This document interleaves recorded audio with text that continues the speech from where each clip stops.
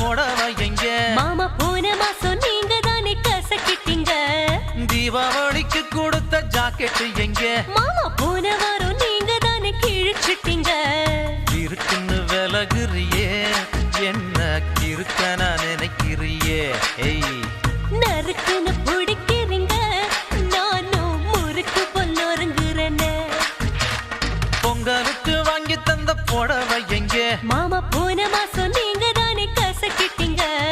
தீபாவளிக்கு கொடுத்த ஜாக்கெட் எங்க மாமா போன வாரம்